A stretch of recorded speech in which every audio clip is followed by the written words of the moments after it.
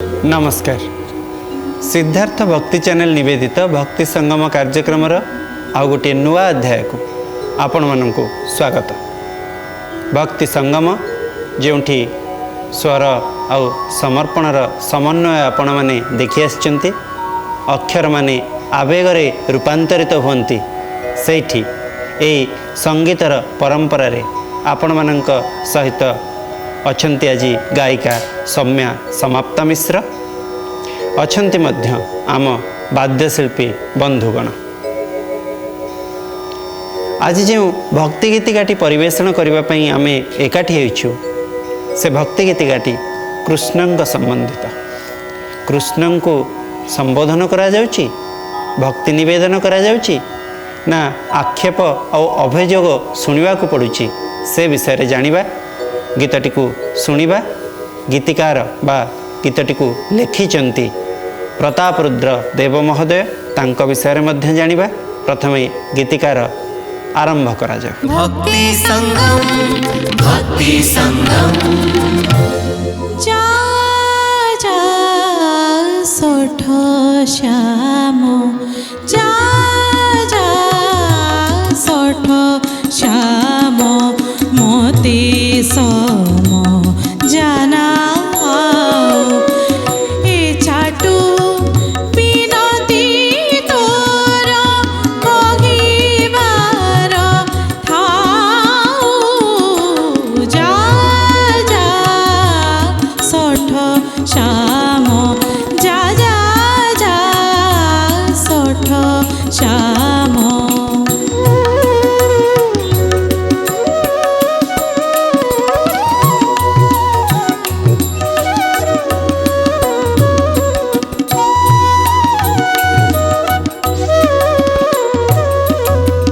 मते समझाना मते आउ बुझाना बोली प्रसंगटी आसी आम पाखे पहुँची। प्रताप रुद्र देव सूर्यवंशर राजा बोली आपण माने जानती। कपिलेन्द्र देव पुरुषोत्तम देव तांको परे प्रताप रुद्र देवंक राजत्व। प्रताप रुद्र देवंक राजूति समय रे चैतन्यंकर आगमन हुए ओडिशा को। चैतन्यंक आगमन सहित ओडिशा रे गौड़ीय वैष्णव परंपरार प्लावन देखा दिए। केमिति केउ परिस्थिति रे कौन होई प्रताप रुद्र देव मध्य से प्लावन रे प्रवहमान हुंती प्रवाहित हुंती से विषय आपण माने उणा अधिके जानती। ए गीतिकारे राधांक कथा कहला बेले राधा जो प्रसंग रे कृष्ण को अटकई दौचंती ना मते आ बुझाना कही से प्रसंग को आसीबा। जा जा सठ श्याम शब्द चयन देखंतु। गोटे शब्द आउ गोटे शब्दर संजोग रे किपरि संपूर्ण भाव में बदली जाए तार प्रयोग ए गीतिका सारा आपण पाइबे। श्याम आउ सठ श्याम, समझा आउ समझा ना, पुणी बिनती आउ चाटू बिनती। अर्थात राधा अटकई दौचंती कृष्ण को जेतेबेले कोनोसी कारण हुए तो विलंब घटी आसी कृष्ण बुझेबा पई हजार एक कारण देखिचंती राधा को जे ए संभाव्य कारण पई विलंब हो गला मोर सबू कारण को एड़े जाउचंती राधा आउ कहउचंती ना आउ लोड़ा नहीं कारण कहबा, कारण को खोलिबा, कारणर गंठी सेमती पड़ी थाउ मते आउ तू बुझाना, तू सठ श्याम प्रवंचक श्याम धूर्त श्याम प्रतारणा देथिबा श्याम हटिया नागर मते आउ बुझाना। तोर ए बिनती भितर जो चाटुकारिता अच्छी मिठा कथा सब अच्छी ए मिठा कथार लोड़ा पड़ूना मते तोर कहवा से अटकी जाऊ। कारण मु भल भाव अनुभव करिपारुची कृष्ण तमे जहा कहूच मिछ ही कहूच। राधा ए उत्तर फेरौचंती कृष्ण को। कृष्ण कौन कहिथिबे से तो आम कल्पना रे हुए तो थिबो। वर्तमान राधा ए उत्तर कही अटकई दौचंती कृष्ण को आउ किछि कुहना बोली। ए अभिमान परवर्ती पदगुड़िक किपरि तीव्रतर होछि सुनिबा। जार से होइछु बड़ बेगे तापसको चढ़ जार से होइछु बड़ बेगे तापसको चढ़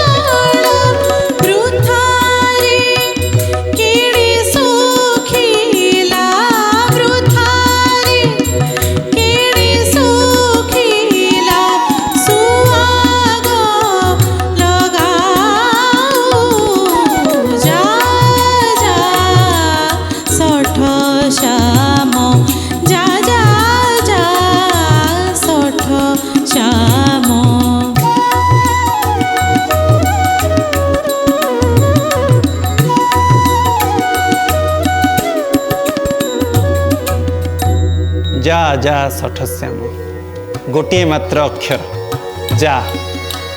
ଏ ଯା ଭିତରେ ଅଭିମାନ ଅଛି, ଆମନ୍ତ୍ରଣ ବି ଅଛି, କିନ୍ତୁ ଆମନ୍ତ୍ରଣ ଲୁଚି ଯାଉଛି, ଅଭିମାନ ତୀବ୍ରତର ହେଉଛି। ଛୋଟିଆ ଶବ୍ଦଟିଏ, ଗୋଟିଏ ଅକ୍ଷର ବିଶିଷ୍ଟ ଶବ୍ଦଟିଏ ଗୀତିକାରେ ଯେତେବେଳେ ବାରମ୍ବାର ଉଚ୍ଚାରିତ ହେଉଛି ଯା ଯା ଯା ଯା ଯା, ତା ଭିତରେ ରାଧାଙ୍କର ଅଭିମାନର ଦରଜ ସତେ ଯେମିତି ସାମ୍ନାକୁ ଆସୁଛି। କହୁଛନ୍ତି ରସରେ ହୋଇଛି ଭଳ ମୋର ନୁହେଁ ଯାହାର, ଯାର ସେ ହୋଇଛୁ ଭଳ। କହିଥିଲି ଆପଣମାନଙ୍କୁ ଗୋଟିଏ ଗୋଟିଏ ଶବ୍ଦ ସଂରଚନା ଆଉ ଗୋଟିଏ ଶବ୍ଦର ପ୍ରୟୋଗରେ ସମ୍ପୂର୍ଣ୍ଣ ଅର୍ଥ ବୈପରୀତ୍ୟ ପ୍ରକାଶ କରୁଛି, ବଦଳି ଯାଉଛି ଅର୍ଥ। ଏପଟେ ଭୋଳ ରସ ହେବା କଥା କୁହାଯାଉଛି, କିନ୍ତୁ ରାଧା କହୁଛନ୍ତି ମୋ ରସରେ ନୁହେଁ ଆଉ ଯାହା ରସରେ। ପାଶକୁ ଚାଲିବାର କଥା କୁହାଯାଉଛି, ଅର୍ଥାତ୍ ପାଖକୁ ଆସିବାର କଥା କୁହାଯାଉଛି, ତା ପାଖକୁ ଆସିବାର, ମୋ ପାଖକୁ ନୁହେଁ। ସୁଆଗ କୁହାଯାଉଛି, କିନ୍ତୁ କେଉଁ ସୁଆଗ? ଶୁଖିଲା ସୁଆଗ। ଅଭିମାନ ଅଛି, ଖେଦ ଅଛି। ବ୍ୟଞ୍ଜନା ଭିତରେ ରାଧା ସେ ଅଭିଯୋଗକୁ ବାଢ଼ୁଛନ୍ତି କୃଷ୍ଣଙ୍କ ଆଗରେ, ମୋତେ ଆଉ କାରଣ କୁହନି କୃଷ୍ଣ, ମୋତେ ଆଉ କାରଣ କୁହନି, କ୍ଳାନ୍ତ ହୋଇଗଲିଣି ମୁଁ ତୁମର କାରଣ ସବୁ ଶୁଣି ଶୁଣି। ସବୁ ପରେ ବି ବିରହ ବେଦନା ମାନେ ମୋତେ ଜଳେଇ ରଖିଛନ୍ତି ଏ ପର୍ଯ୍ୟନ୍ତ। ତମେ ଯେତେବେଳେ ବି କଥା ଦେଇଛ ଆସିନାହଁ ଠିକ୍ ସମୟରେ ମୋ ପାଖକୁ। ପ୍ରତାପରୁଦ୍ର ଦେବ ଲେଖୁଛନ୍ତି, ମନେ ପକାନ୍ତୁ ଏ ଗୀତିକାଟିକୁ ହୁଏତ ରାଧା କୃଷ୍ଣଙ୍କର ଅନୁରାଗର କଥା କହିଦେଇ ଆମେ ସାରି ଦେଇପାରିବା, କିନ୍ତୁ ପ୍ରତାପରୁଦ୍ର ଦେବଙ୍କ କଥା ଯେତେବେଳେ ମୁଁ କହୁଛି ଆପଣମାନେ ମନେ ପକାନ୍ତୁ, ସିଏ ହେଉଛନ୍ତି ସେଇ ରାଜା ଯିଏ ବିଦେଶୀ ଆକ୍ରମଣ ଜରିଆରେ ଏ ଜାତିର ପରାଜୟକୁ ଭୋଗିଛନ୍ତି। କାଞ୍ଚି ବିଜୟର ଯେଉଁ ମହିମାମୟ ଉପାଦାନ ପ୍ରତାପରୁଦ୍ରଙ୍କ ବେଳକୁ ଆଉ ନାହିଁ। ବାରମ୍ବାର ବୈଦେଶିକ ଆକ୍ରମଣ ହେଉଛି, ନିଜର ବୀରପୁତ୍ରଙ୍କୁ ହରାଉଛନ୍ତି ପ୍ରତାପରୁଦ୍ର ଦେବ। କନ୍ୟା ଶତ୍ରୁପକ୍ଷର ସନ୍ଧିରେ ବିବାହ କରୁଛନ୍ତି ମୁସଲମାନ ରାଜାଙ୍କୁ। ଏ ପ୍ରସଙ୍ଗରେ ଚମତ୍କାର ଉପନ୍ୟାସ ଲେଖିଛନ୍ତି କୃଷ୍ଣାବେଣୀରେ ସନ୍ଧ୍ୟା ସୁରେନ୍ଦ୍ର ମହାନ୍ତି, ରାଜାଙ୍କର ପରାଜୟର ଗାଥା। ଏବଂ ଏଇଠି ରାଧା ଯେତେବେଳେ ଷଠଶ୍ୟାମ କହୁଛନ୍ତି, ମୋତେ ସମଜାନା କହୁଛନ୍ତି, ପ୍ରତାପରୁଦ୍ର ଦେବଙ୍କ ଭିତରର କ୍ଷୋଭ କ'ଣ ବାହାରି ଆସୁନି? ସିଏ ମଧ୍ୟ ସେଇ ସ୍ୱରରେ, ରାଧାଙ୍କର ଅଭିମାନର ସ୍ୱରରେ ପ୍ରତାପରୁଦ୍ର ଦେବ କ'ଣ ମଧ୍ୟ କଥା କହୁନାହାନ୍ତି? ଗୀତିକାଟିକୁ ଭକ୍ତି ରସରେ କେବଳ ସୀମିତ କରିଦେଲେ ହେବନି, ଯେହେତୁ ପ୍ରତାପରୁଦ୍ର ଲେଖିଛନ୍ତି, ତାଙ୍କ ଭାବନା ତାଙ୍କ ବିଚାରଧାରାକୁ ମଧ୍ୟ ମିଶେଇ ମିଶେଇ ଆଗକୁ ଯିବା। ପ୍ରଥମରୁ କହିଛି ଏ ଯା ଭିତରେ ବି ଗୋଟିଏ ଆମନ୍ତ୍ରଣ ଅଛି, ସେ ବିଷୟରେ ପରେ କଥା ହେବା, କିନ୍ତୁ ପର ପଦରେ କ'ଣ ଲେଖିଛନ୍ତି ପ୍ରତାପରୁଦ୍ର ଆଗ ଶୁଣାଯାଏ।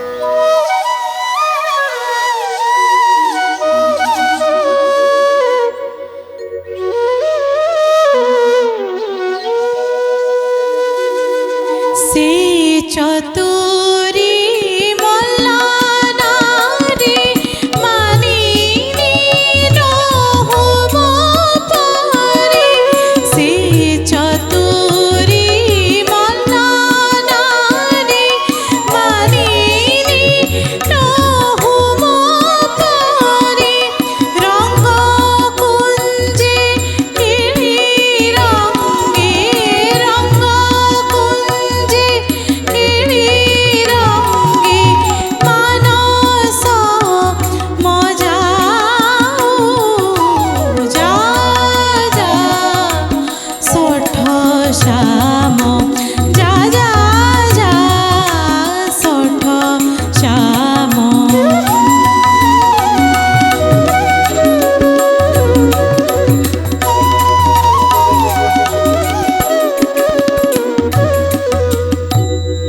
ସେ ଚତୁରୀ ମଲ୍ଲ ନାରୀ, ଏଇଠି ଅଭିମାନ ରାଧାଙ୍କର। ନିଶ୍ଚୟ ଆଉ କେହି ଜଣେ ଅଛି ଯାହାଙ୍କ ପାଖରେ ଅଟକି ଯାଇଥିବ ତମେ, ଅଟକି ଯାଇଛନ୍ତି କୃଷ୍ଣ। ଆଉ ଡେରି ହୋଇଛି, ବିଳମ୍ବ ହୋଇଛି, ତାପରେ ଆସି ବୁଝେଇବାର ଯେତେ ସବୁ ଉପକ୍ରମ ଆରମ୍ଭ ହୋଇଛି, କିନ୍ତୁ ଆଉ ବୁଝିବା ପାଇଁ ମନା କରୁଛନ୍ତି ରାଧା। କହୁଛନ୍ତି ନା, ନିଶ୍ଚୟ ତୁମେ ସେଇ ମଲ୍ଲନାରୀ ଘରକୁ ଯାଇଥିବ, ସେଇଠି ତାର ପ୍ରେମ ପାଶରେ ଆବଦ୍ଧ ହୋଇଯାଇଥିବ, ବିଳମ୍ବ ହୋଇଯାଇଥିବ, ରଙ୍ଗ କୁଞ୍ଜକୁ ଯାଇଥିବ, କେଳି ରଙ୍ଗରେ ମାତିଥିବ, ମାନସକୁ ମଜ୍ଜନ କରେଇଥିବ, ମାନସ ମଜ୍ଜାଉ ଅର୍ଥାତ୍ ମନକୁ ସେଇଥିରେ ଭୁଲେଇ ନେଇଥିବ। ସେଇଥିପାଇଁ ହୋଇଛି ଏ ବିଳମ୍ବ। ମୋତେ ଆସିକି ତମେ କାହିଁକି ବାହାନା ଦେଖାଉଛ? ପରବର୍ତ୍ତୀ ପଦରେ କ'ଣ କହୁଛନ୍ତି? ଗୌରୀ ତୀର୍ଥରେ ବାଳି ଆରାଧନା କଲି କାଳି। ଗୌରୀ ତୀର୍ଥରେ ବାଳି ଆରାଧନା କଲି କାଳି। ଭୋଲା ପାଇ ଲାଟି ତୋତେ ଭୋଲା ପାଇ ଲାଟି ତୋତେ হে মুরলি বাহু যা যা ষঠ শ্যাম যা যা যা ষঠ শ্যাম।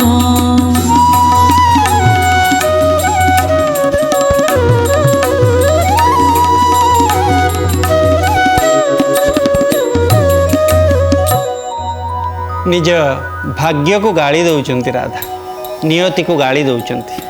କହୁଛନ୍ତି ମୁଁ ତ ନିଜେ ଗୌରୀ ତୀର୍ଥରେ ମା ପାର୍ବତୀଙ୍କର ଉପାସନା ପୂର୍ବକ ବାଳି ଯୁବତୀ ପାଇଥିଲି। କାହାକୁ? କୃଷ୍ଣଙ୍କୁ ପାଇଥିଲି। ମା ପାର୍ବତୀଙ୍କର ପୂଜା କରନ୍ତି କୁମାରୀମାନେ। ଶାକ୍ତ ପରମ୍ପରାର କଥା ଅଛି। ଉପାସ୍ୟ ନାୟକ ପାଇବା ଅର୍ଥରେ ସେମାନେ ମାଙ୍କର ପୂଜା ଅର୍ଚ୍ଚନା କରନ୍ତି। କହନ୍ତି ମା ପାର୍ବତୀ ତୁମେ ଯେମିତି ଶିବଙ୍କୁ ପାଇଥିଲ ହଜାରେ ବାଧାବନ୍ଧନ ସତ୍ତ୍ୱେ ଆମକୁ ମଧ୍ୟ ସେଇ କୃପା ସେଇ ଆଶୀର୍ବାଦ ଦିଅ। ଏବଂ ମୁଁ ମଧ୍ୟ ଆଶା କରିଥିଲି ମୁରଲୀ ବାହୁ, ଆକର୍ଷଣର ବାହୁ, ଆମନ୍ତ୍ରଣର ବାହୁ, ଯେଉଁଠି ସ୍ୱର ସମ୍ଭାବନାରେ ରୂପାନ୍ତରିତ ହୁଏ, ବିଶ୍ୱାସରେ ରୂପାନ୍ତରିତ ହୁଏ, ସେଇ ମୁରଲୀ ବାହୁ ଅର୍ଥାତ୍ କୃଷ୍ଣଙ୍କୁ ପାଇବି ବୋଲି। କିନ୍ତୁ ଆଜି ଯେତେବେଳେ କୃଷ୍ଣ ତମର ଏ ରୂପ ମୁଁ ଦେଖୁଛି, ଏ ଷଠ ରୂପ ଦେଖୁଛି, ଏ ପ୍ରବଞ୍ଚକ ରୂପ ଦେଖୁଛି, ଧୂର୍ତ୍ତ ରୂପ ଦେଖୁଛି, କଥା ଦେଇକି ଭାଙ୍ଗି ଦେବାର ରୂପ ଦେଖୁଛି, ଅଭିମାନ ମୋ ଭିତରେ ଆସିବନି କାହିଁକି? ଆ ବୋଲି କହିବି କେମିତି? କୃଷ୍ଣ ଯା ଯା ବୋଲି ହିଁ ହୃଦୟରୁ ବାହାରୁଛି ମୋର। ଯା ଯା ଷଠ ଶ୍ୟାମ। ସେହି ପରମ୍ପରା ପରବର୍ତ୍ତୀ ପଦରେ କେମିତି ଶୁଭୁଛି, କ'ଣ କହୁଛନ୍ତି ପ୍ରତାପ ରୁଦ୍ରଦେବ ଶୁଣିବା।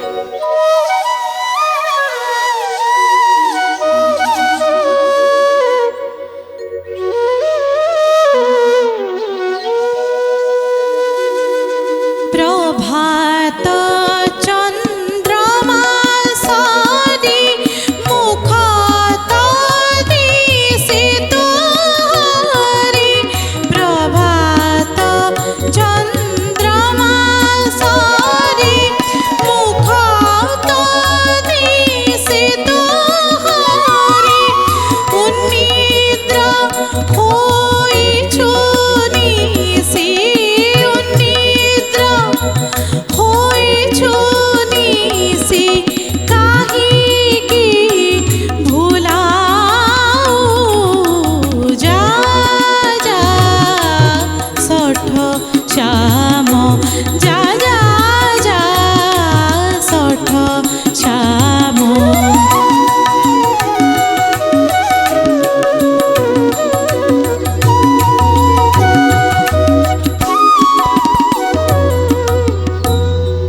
ସକାଳର ଆକାଶରେ ସୂର୍ଯ୍ୟ ଆସିଗଲେଣି, କିନ୍ତୁ ପ୍ରଖରତା ବଢ଼ିନି। ଧୀରେ ଧୀରେ ଆସୁଛନ୍ତି ସୂର୍ଯ୍ୟ, ବଢ଼ୁଛି କିରଣ। ସମ୍ପୂର୍ଣ୍ଣ ଭାବରେ ସୂର୍ଯ୍ୟଙ୍କର ପ୍ରଭାବ ଅନୁଭବ ହେଇନି। ଆଉ ସେତିକି ବେଳେ ଆକାଶର ଅପର କୋଣରେ ଚନ୍ଦ୍ରଟିଏ ମଧ୍ୟ ଦିଶୁଥାଏ ଦିନେ ଦିନେ। ଅର୍ଥାତ୍ କ୍ରମଶଃ ସୂର୍ଯ୍ୟଙ୍କର ତେଜ ବଢ଼ିବ ଆଉ ଚନ୍ଦ୍ର ମଉଳିଯିବ। ଆକାଶରେ ଦିଶୁଛି ଯେଉଁ ଚନ୍ଦ୍ରଟି, ଯେ ରାତି ସାରା ଥିଲା ଆକାଶରେ, ଆଉ ସକାଳେ ଦିଶୁଛି ଗୋଟେ କ୍ଲାନ୍ତ ଚନ୍ଦ୍ର ଭଳି, ପରାଜିତ ଚନ୍ଦ୍ର ଭଳି। ସାରା ରାତିର ଚନ୍ଦ୍ର ସହିତ ଆମେ ଜାଣିଛେ ପ୍ରେମର ସମ୍ପର୍କ ଅଛି, ଜ୍ୟୋତ୍ସ୍ନାର ସମ୍ପର୍କ ଅଛି, ଗୁରୁପତ୍ନୀ ହରଣର ଦୋଷ ମଧ୍ୟ ଅଛି ଚନ୍ଦ୍ରଙ୍କ ନାଁରେ। ତ ସେଇ ଚନ୍ଦ୍ର ଭଳି ଆଜି କୃଷ୍ଣଙ୍କୁ ଦେଖୁଛନ୍ତି ରାଧା। जे सारा राति परधाड़ी कहुच्छी उनिद्र होइछु निशी सारा राति तू अनिद्रा होकर रहीचु से चंद्र भली एवं जेमिति सकाळर चंद्र गोटे क्लांत चंद्र अपराध कर सारी चंद्र आकाश में दिशुए आ क्रमशः मौली जाए अपसरी जाए सेमिति आज कृष्ण मुह दिशुची राधा को से कहते तोर मुख से अपराध बोध भितर घाटी होची कृष्ण सारा राति अनिद्रा रही उजागर रही तू निश्चय आउ कौन सी नारी पाखरे राति बितेइचु एवं सकाळ हैला परे मते आसी बुझेइबापई समझेइबापई चेष्टा करुचु जे मु गोटापणे तोर बोली तेणु ये जो खेदोक्ति थिला अभिमान भित्तिक उक्ति थिला ता क्रमशः संदेह आउ अभियोग रे रूपांतरित होची राधांक वक्तव्य रे कही आपको प्रतापरुद्र दृष्टिकोण देखंतु प्रतापरुद्र देव जो पराजयर ग्लानि भितर घाटी होउचंती संतुली होउचंती से ग्लानि कौन ये गीतिका भितर दिशुनी अभिमान इष्ट देवता प्रति कृष्ण प्रति कहूली गौड़ीय वैष्णव परंपरार प्लावन कृष्णंकर प्राधान्य बढ़ी बढ़ी चली ए समय को तेणु कृष्ण को नायक भाव में नहीं प्रतापरुद्र देव मध्य राधांक जरिया कृष्णंक निकट में खेदोक्ति ही प्रकाश करुचंती केवल भक्ति गीतिका कही राधांकर वक्तव्य कही सीमित करी न देई ए गीतिकाटी को प्रतापरुद्र देवंक गीतिका भाव में मध्य आपण माने बुझुचंती सेठी आपणकर बड़पण एवं ए गीतिका ए प्राण रे आम जाति रे गोटे स्पंदन हो रही सेठी आम जातिर बड़पण भणति पदरे कौन कहते कवि शुणा श्री प्रताप रुद्र देव भणी कहिले केव श्री प्रताप रुद्र देव भणी कहिले केव जार बेटा भृंगमती जार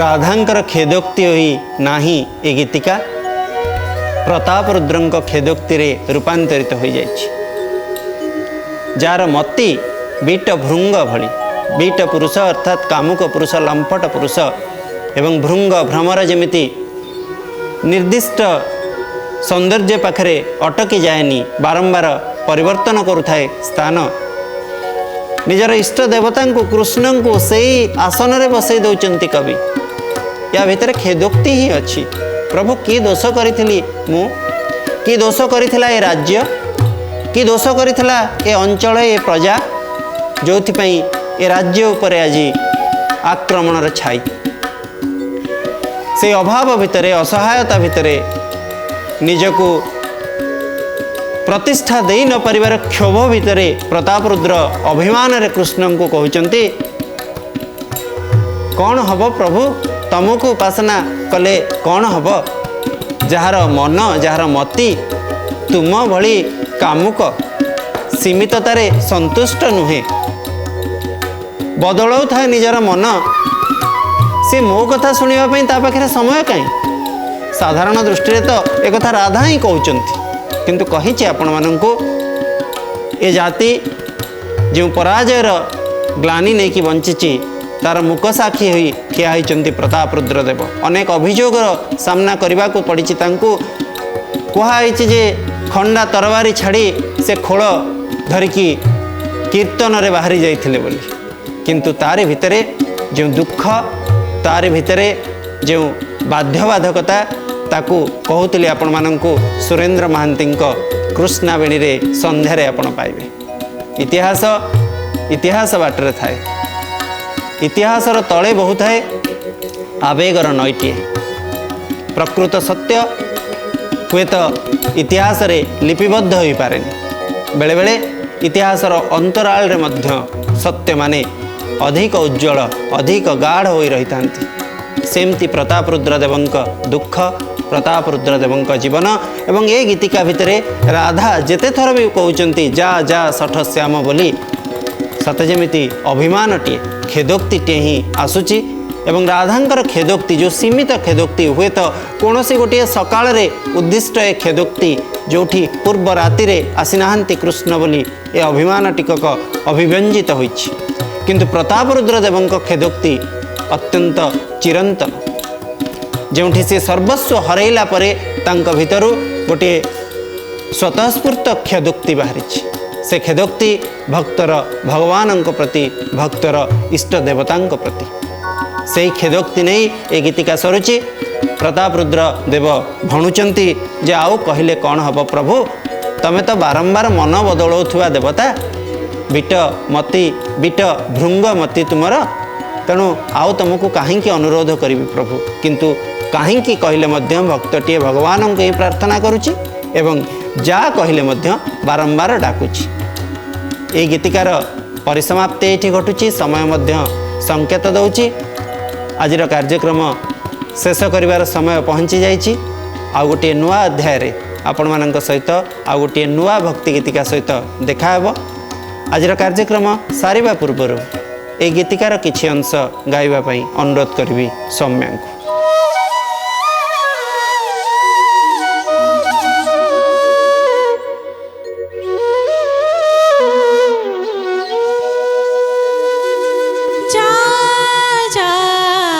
सठ श्याम जा जा सठ श्याम मते समझाना ए चाटू बिनती मोर कहिबार थाऊ जा जा सठ श्याम जा जा श्याम मोती समझाना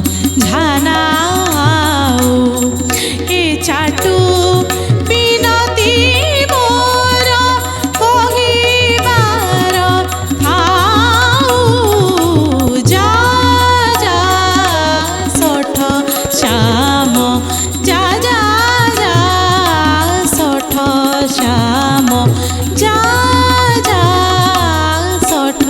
श्याम जा जा सठ श्याम।